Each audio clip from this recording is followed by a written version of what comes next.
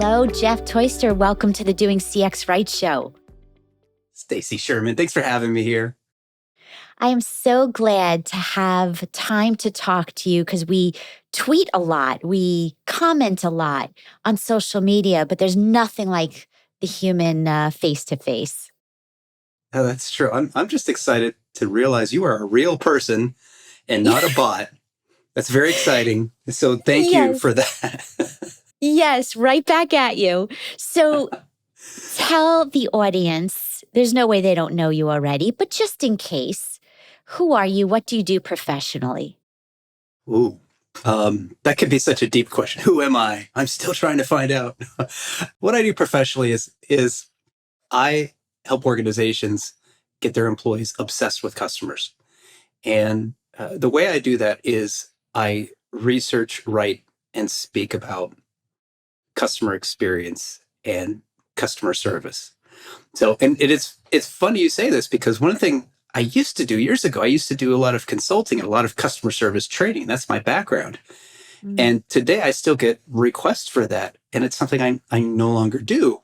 So in a way, this is a great opportunity to clarify who am I and what do I do? So I appreciate the question. Yes. Well, customer service obviously has been around forever, calling a company for help, calling or chatting or whatever channel. And I can see why people would call you for help because it does make or break a brand perception and experience. But we know customer experience is broader than that. So we'll go into that in a few minutes.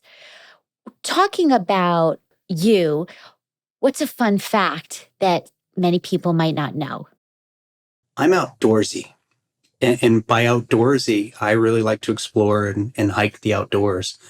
And I do see a lot of parallels in my professional life and my personal life. So as an example, yesterday I took a day off with a friend of mine.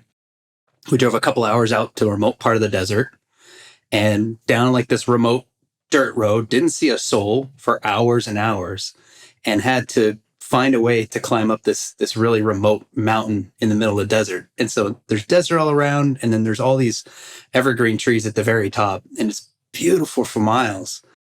But the same concepts that I use on that trip in terms of navigation, picking a destination, overcoming obstacles along the way, they also translate into my professional life as well. So I spend a lot of time outdoors when I'm not doing podcasts like yours. What is your why? Why do you spend so much time focused on these topics and even communication, which we know is everything in life? But what is your why? So I'll give you a very cliche sounding answer. And I'm sure, I know this is a podcast, but I can see your audience about to roll their eyes. My why is simply to make customer experience better. But there's more behind that. One aspect is I'm a customer. You're a customer. Your audience are customers. We've all been frustrated multiple times, and we can see this is so obvious what they should do to create a better experience. So that friction affects all of our lives, and it feels good to fix that. And that's the other side of it is we know, you know it. I'm sure your audience knows that while it might seem obvious to the customer, the things that have to happen in an organization to create a great experience can often be complicated. They can be challenging. And there's a huge level of satisfaction that comes with figuring out a way to put all those things together and deliver a great experience to the customer. So the customer doesn't feel that friction, feels like, great, I can trust this organization. I want to come back. So to me, that's really fulfilling. And again, I'm out there for the customer because I'm one of them too. Yes, I feel the same way. And it's the same reason I started doing CX Right, because there's no reason for a bad experience with a brand. And also, there's no reason to have a bad employee experience where you're not valued, included, appreciated, and God knows how many times that happens. No reason for it. Well, and I know that's a big focus for you as well as an employee experience. And it's such a buzzword. One question I wanted to ask you is, how do you define employee experience? What does that look like? What does that sound like? Mm. It is definitely much bigger than a human resource role. It's not just about benefits and pay. Obviously, when you're choosing a company, you look at that, the package. But really, it is just like a customer, how you're onboarded, how you're made to feel the first 90 days. Do you feel like a family? Do you have the ability, the tools, the resources, the support, the mentorship to be able to do a great job and be empowered to deliver customer excellence?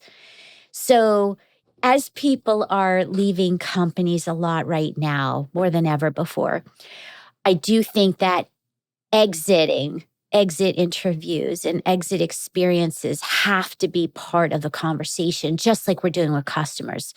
So, we could talk about this topic for so long, but the point is, it's all intertwined, Oh, absolutely. right? And I think on top of exit interviews, conducting stay interviews as well to figure out why are people staying and what's the difference. Often you find that there's a certain type of employee that loves to do what you're asking them to do, and there's a certain type of employee that does not like it. And to figure out who those people are, and how do I make sure that the people who want to stay continue to feel that way. I don't want to wait until they're out the door before I spot some sign of trouble that I could have fixed 5 months ago or 6 months ago. I want to talk to them now. And in my experience, good leaders are having those conversations with their employees all the time, whether it's formally or informally. What's keeping you here? What do you need to do your best work? Who's doing that? Because a stay interview, that's foreign. I mean, the way you said it is so basic and real and needed, but we don't really do that. We do have formal reviews, mid-year reviews, and end-of-year reviews, but that's not a stay interview. It could be. I mean, if we're using these tools correctly, if we have one-on-ones with our employees, if we have mid-year reviews, formal reviews, why are we not talking about what's keeping them here, what their personal and development goals are? I think if we're using those tools correctly, that is a stay interview, even if we don't call it that. We've Mm, probably both seen managers who have just a wonderful, open, trusting relationship with their employees, where they have real and frank discussions on a regular basis and often informally. So you might not call it a stay interview, but if you're having open conversations with your employees, you know what their goals are. You know what drives them, why they love coming to work every day. Now, you might be doing stay interviews and you just don't know it. But the people who are not doing it are the people who are avoiding all of those conversations and just engaged in more kind of transactional management. Here's the task, go do it. You did it. Great. Let's move on. yes. Oh, I love this. So going back to customer service, which is that center of excellence that handles customer complaints and questions, those reps are often not always appreciated and not always empowered. What's your perspective on how to make them want to stay? And how is it changing now as life's changing? What does that mean to you? So that's a big question. I sense there's two parts. So let me get to the first Yeah. one. I'm going to warn you that future Jeff will forget the second part. And then I'll ask you, what was the second part of that again? I just predict that. But so Yeah. I know. I for threw a lot customer at you. service, Yes. I've been on the front lines. I've managed customer service teams. I've trained thousands and thousands in person. I've talked to a lot of people. And there's an interesting insight that I think a lot of customer service leaders don't understand. And it's this: customer service employees don't need to be motivated. If you hired correctly, they walk in the door day one enthusiastic about their new job. They're thinking, I'm going to do well. I'm going to help people. I'm going to make a difference. They don't walk in thinking, can't wait to be disengaged. They walk in excited. And over time, we crush that excitement. And how does that happen? Mm, Well, customer service is this unique position where I probably didn't create the problem, but I'm the one the customer is coming to. And I often don't have the power to do what's right for the customer. So I'm stuck in the middle.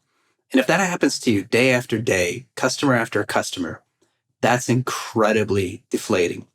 So the challenge, I think, for customer service leaders, but also organizational leaders, customer experience leaders, is how do we make it easier to feel pride in our company and do a great job? And that means better products, better services, smarter policies. Things just don't go wrong as often.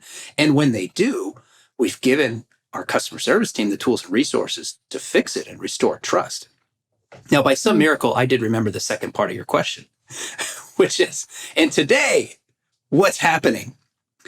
And I think one of the things that is really challenging for customer service employees today is that the normal day-to-day challenges that we had pre-pandemic are now more extreme. Frustrated customers are now furious. The people that you saw, maybe occasionally had a bad flight. Well, now people are attacking flight attendants, and it's at record levels. That's horrible for both employees and other customers. Delays are exceptional. I live in Southern California. I've seen those ships that are now record numbers sitting off the coast of Los Angeles waiting to be unloaded, which means you and I are probably waiting for our local store to restock their shelves. And customers are waiting for those products. And there's health regulations. We're all a little concerned at different levels, perhaps, about getting sick, about the safety of our family. And from day to day, what we're supposed to do has often changed. And we're putting our frontline employees right in front of customers and asking them to explain the policy and enforce it. And that's a no-win situation. So I think the extremes have gotten even more extreme today and made those customer service jobs even more challenging. Well, I also think our patience has diminished, which feeds into that. Or we're patient, impatient, but maybe this needs to be a topic or a different day around how do we own, our own experience, because it's not okay to call a service rep and take it out on them, but many do.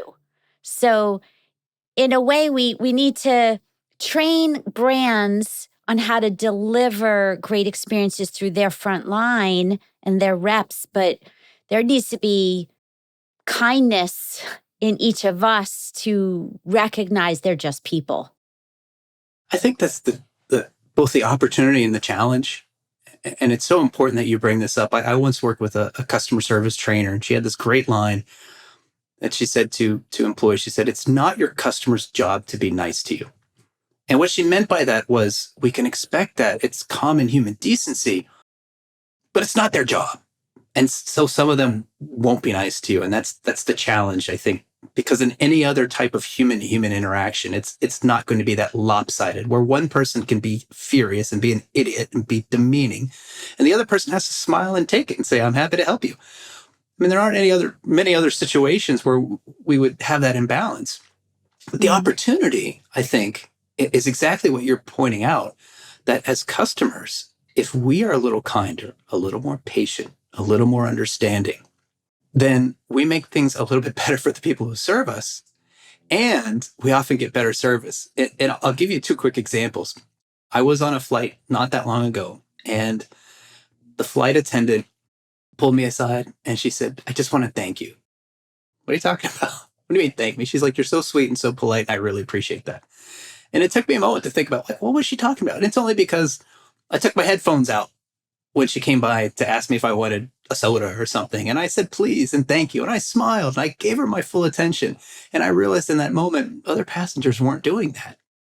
I'll give you another example, because we're all customers. And let's face it, there's times when we've had a bad experience, and that person on the other end of the phone, like it or not, they're catching our frustration. We're even finding ourselves fighting it. And I found a line I found very helpful. I asked the person, "Here's what I think you ought to do.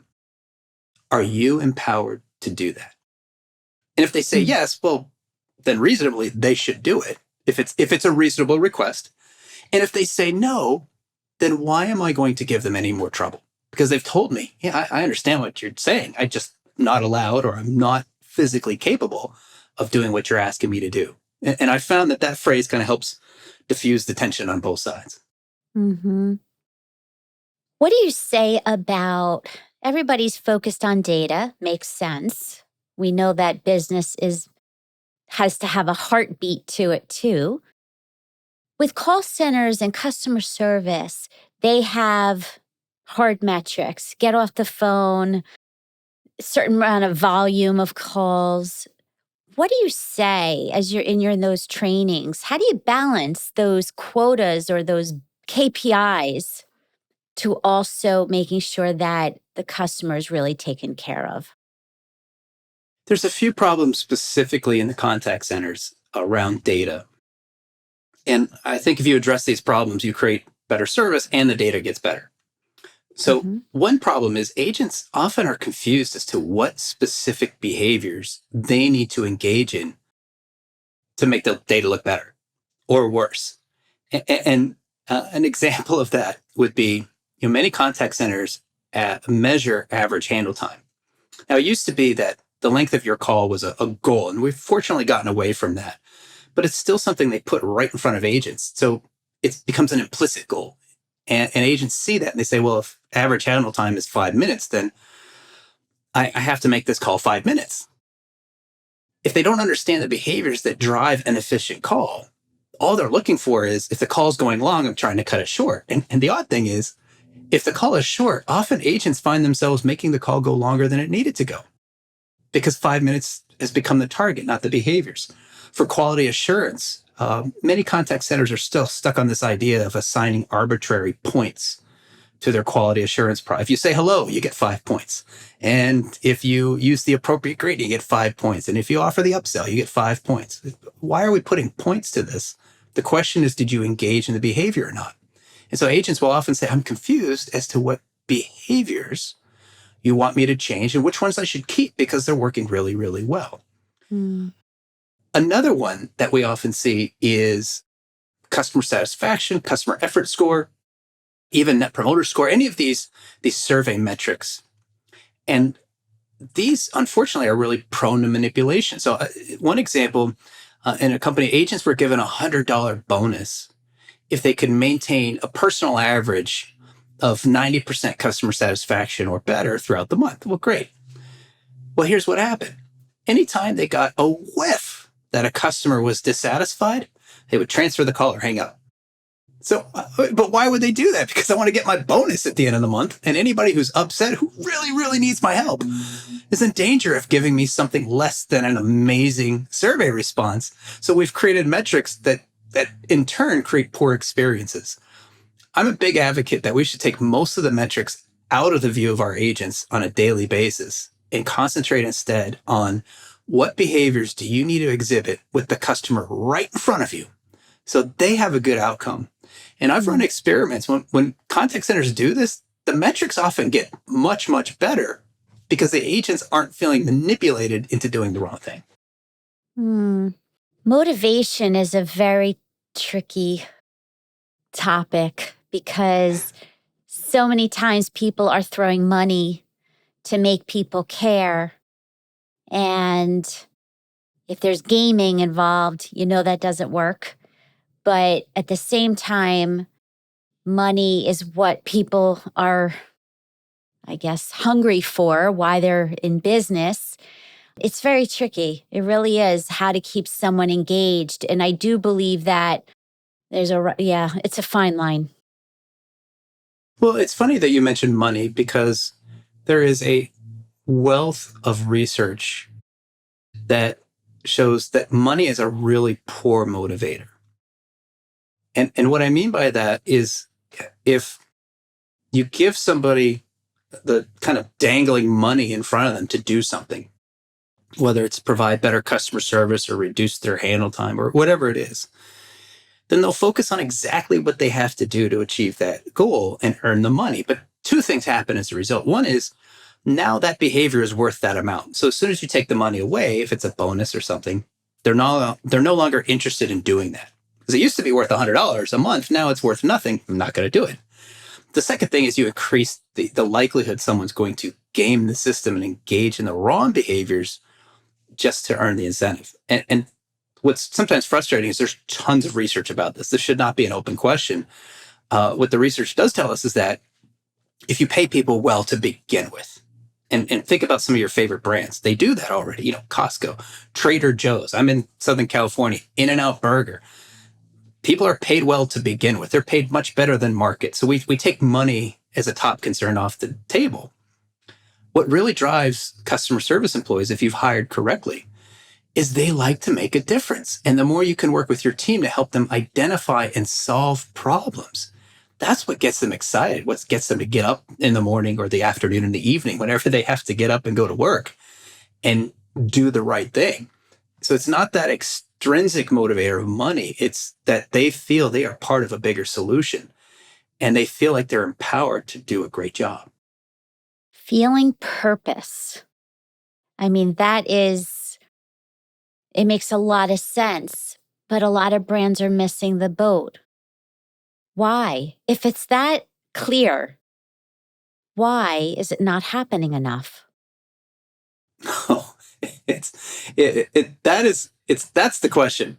And it's such a mess. So I'll try to distill it down to a few things.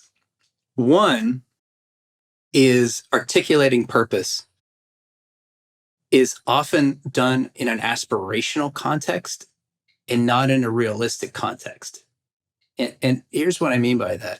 The aspiration might be all these fluffy words that sound good and look good on paper. We're trying to create this amazing mission statement.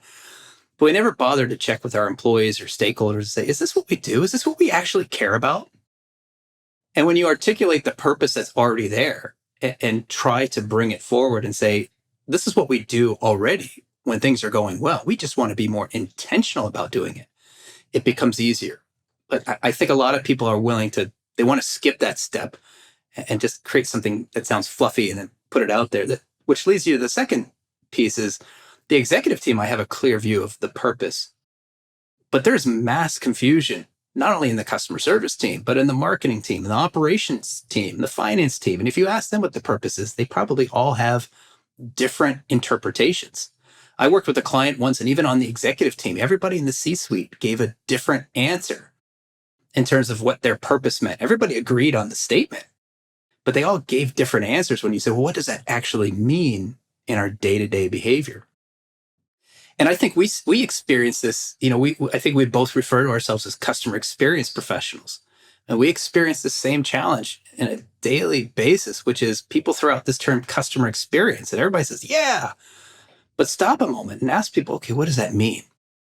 And you get such a variety of answers, and that's fine. But if we don't all agree on what it means, how do we make it better?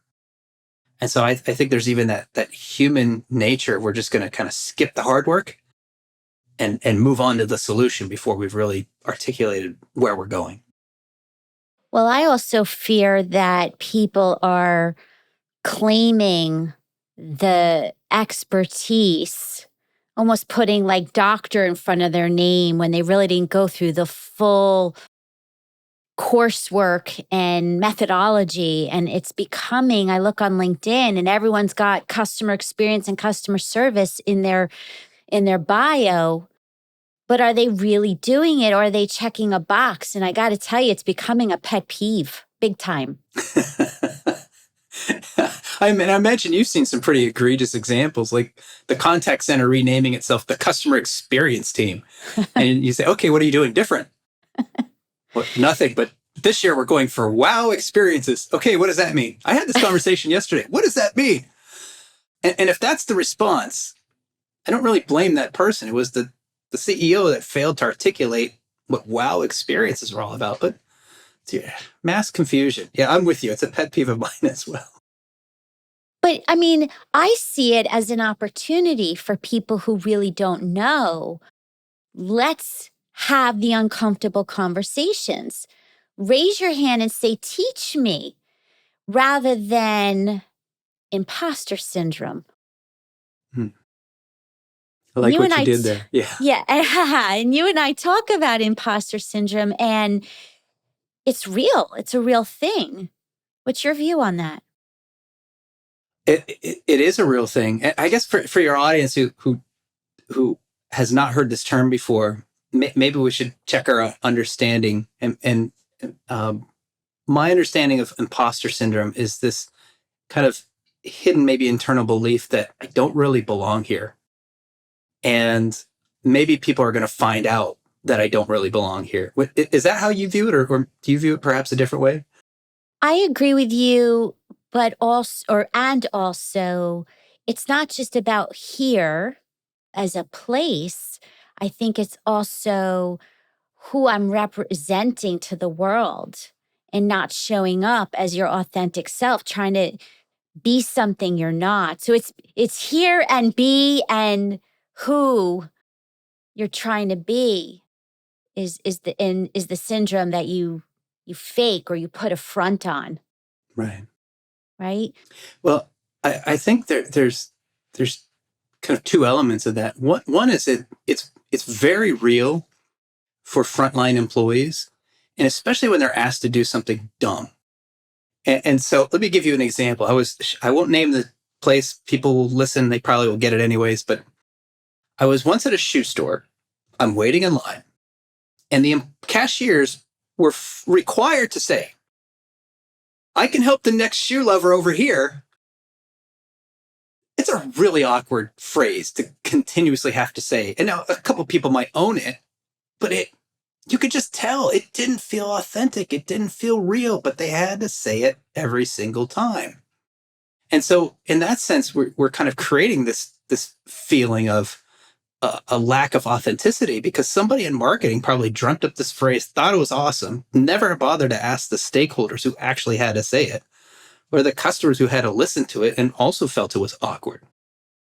So I think that's part of it. But then the other side of it is, sometimes we really do feel like, maybe I don't belong in this conversation, or I don't really have something to offer. And in the customer service world, I think sometimes we're even treated that way. I've been victimized by that many times internally, where someone in another department kind of would look down their nose at me in customer service.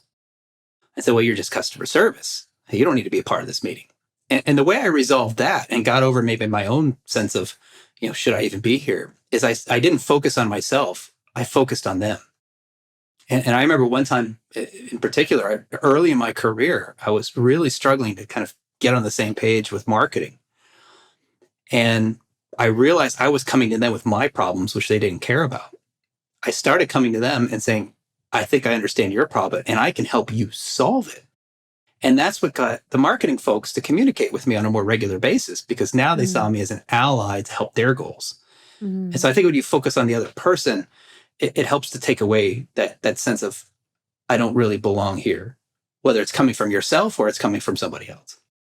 Yeah, I mean, that's relationship 101. So we are coming to the end too fast. So let me ask you my final two questions. Okay. If I had lots of CEOs and leaders and entrepreneurs, business owners in my room right now, what's the one thing you'd want them to know? Here's the one thing that I tell CEOs, business leaders, and entrepreneurs all the time. The very first step on any destination or any journey, I should say, is to pick a destination. So if you want to improve customer experience, customer service, you have to start by defining, what does a great experience look like? And make sure everybody in your organization understands that same definition. Until you agree on a destination, it's really hard to get everybody aligned and moving in the same direction. Purpose comes back to my mind again. Absolutely. And it's the purpose. Why are we here? What is the goal of the organization beyond profits? But why are we really here? Why do we show up each and every day? And finally, if you could go back to your younger self, 20-year-old Jeff, based on what you know now that you didn't know then, what would you say to the younger you? You're making a good decision. Ooh. The reason I say that is there was a moment in time where I thought maybe I would pursue a different career in finance. And I happened to get a job one summer where I was doing market research. And the job required me to flex some marketing muscles I didn't know I have, to rediscover some of my customer service muscles, because the research involved a lot of customers for this company I was working for. And I also had an opportunity to create a lot of training, which helped me rediscover my joy around training. And that experience caused me to scrap this whole idea of finance and really refocus my career. But of course, at the time, I had no idea if it was going to work out. So if I were to invent a time machine and go back in time, I think I would just tell myself it's going to work out. Trust your instinct then, too. Absolutely. Do you own a time machine, by the way? Is that why you're asking this question? Do you know of where one can find one?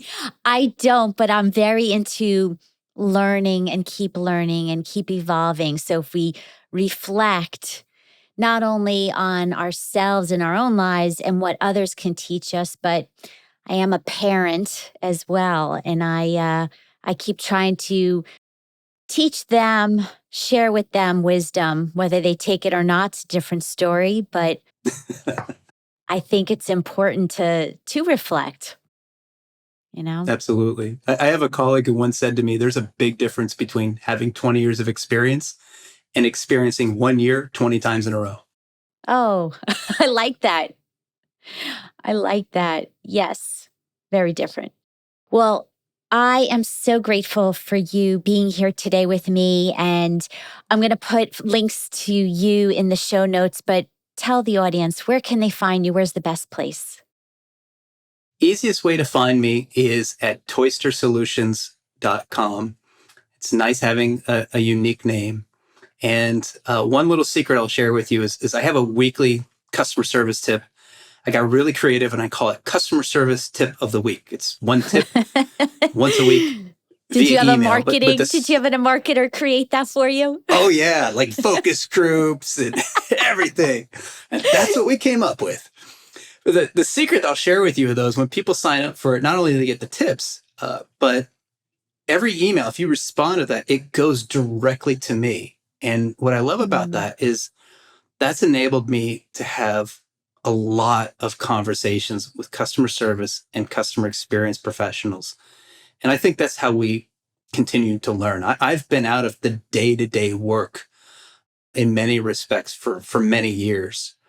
So no longer being a practitioner, I learn from having those conversations. And it's my goal to be helpful as well, and often find that I can be. So that's the secret. If you sign up, we can also stay connected in real life. Love it. Yes. Well, I will definitely encourage people to join those conversations, join you. You're amazing. And thank you again for being here. Stacy, thanks for having me. I really appreciate it. It was a fun conversation.